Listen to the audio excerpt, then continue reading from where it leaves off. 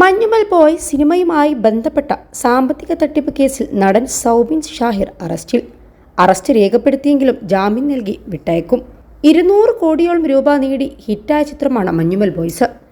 ചിദംബരം രചനയും സംവിധാനവും നിർവഹിച്ച് 2024 ഇറങ്ങിയ ചിത്രം കേരളത്തിനകത്തും പുറത്തും വലിയ സ്വീകാര്യത നേടിയിരുന്നു.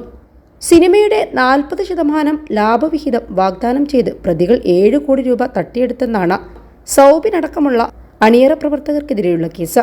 സിനിമയ്ക്ക് വേണ്ടി 7 കോടി രൂപ നിക്ഷേപിച്ചതിന് ശേഷം ലാഭവിഹിതവും പണവും നൽകിയില്ലെന്ന് കാണിച്ച് സിറാജ് വലിയതുറ നൽകിയ പരാതിയിലാണ് പോലീസ് കേസെടുത്ത് അന്വേഷണം നടത്തുന്നത്. പ്രതികൾ കുറ്റം ചെയ്തതിന് വ്യക്തമായ തെളിവുകളുണ്ടെന്നാണ് പോലീസ് കോടതിയെ അറിയിച്ചത്. ഗൗരവമുള്ള കുറ്റകൃത്യം സംബന്ധിച്ച പരാതിയിലാണ് കേസ് രജിസ്റ്റർ ചെയ്തിട്ടുള്ളതെന്ന് പറഞ്ഞുകൊണ്ട് കോടതി കേസ് റദ്ദാക്കണമെന്ന ആവശ്യം തുടക്കത്തിൽ തന്നെ തള്ളിയിരുന്നു. എന്നാൽ സിറാജ് സിനിമയ്ക്ക് വേണ്ടി നൽകേണ്ടിയിരുന്ന പണം കൃത്യസമയത്ത് നൽകാതിരുന്നതിനാൽ കനത്ത നഷ്ടം സഹിക്കേണ്ടി വന്നു എന്നായിരുന്നു കുറ്റാരോപിതരുടെ വാദം. കൃത്യസമയത്ത് പണം ലഭിക്കാത്തതിനാൽ ഷൂട്ട് ഷെഡ്യൂളുകൾ മുടങ്ങുകയും ഷൂട്ടിംഗ് നീണ്ടുപോവുകയും ചെയ്തെന്നും വാദിച്ചിരുന്നു. പ്രതികൾക്ക് നേരത്തെ ഹൈക്കോടതി മുൻകൂർ ജാമ്യം നൽകിയിരുന്നു. മുൻകൂർ ജാമ്യം അനുവദിക്കുമ്പോൾ കസ്റ്റഡിയിലെടുത്ത് ചോദ്യം ചെയ്യേണ്ട ആവശ്യമില്ലെന്നും ചോദ്യം ചെയ്യലിന് ഹാജരാകണമെന്നും ഹൈക്കോടതി നിർദ്ദേശിച്ചിരുന്നു. അറസ്റ്റ് ചെയ്താലുടൻ ജാമ്യത്തിൽ വിട്ടയക്കണമെന്നും പോലീസ് ഹൈക്കോടതി നിർദ്ദേശം നൽകിയിരുന്നു.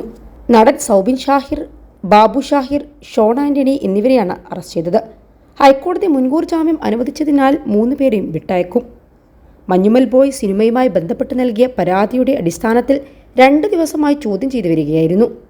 സിനിമക്കായി മുടക്കിയ പണവും സിനിമയുടെ ലാഭവിഹിതവും നൽകിയില്ലെന്ന അരൂർ സ്വദേശി സിറാജ് വലിയതുറയുടെ പരാതിയിലാണ് നിർമ്മാതാക്കൾക്കെതിരെ കേസെടുത്തത്. മരട് പോലീസാണ് 3 പേരുടെയും അറസ്റ്റ് രേഖപ്പെടുത്തിയതും.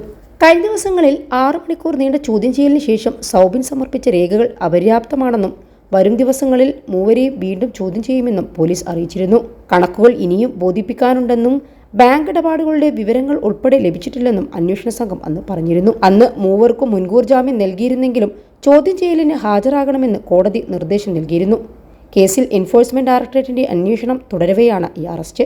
ഹൈക്കോടതിയിൽ കേസ് നടപടികൾ പുരോഗമിക്കുന്നതിനിടെ പ്രതികൾ പരാതിക്കാരന് 5 കോടിയിലധികം രൂപ നൽകിയിരുന്നു. എന്നാൽ ഇത് കുറ്റകൃത്യം നടന്നിട്ടുണ്ടെന്നു കോടതിയിൽ റിപ്പോർട്ട് നൽകിയതിനു ശേഷം മാത്രമാണെന്ന് പോലീസ് കോടതിയെ അറിയിക്കുകയും ചെയ്തിരുന്നു.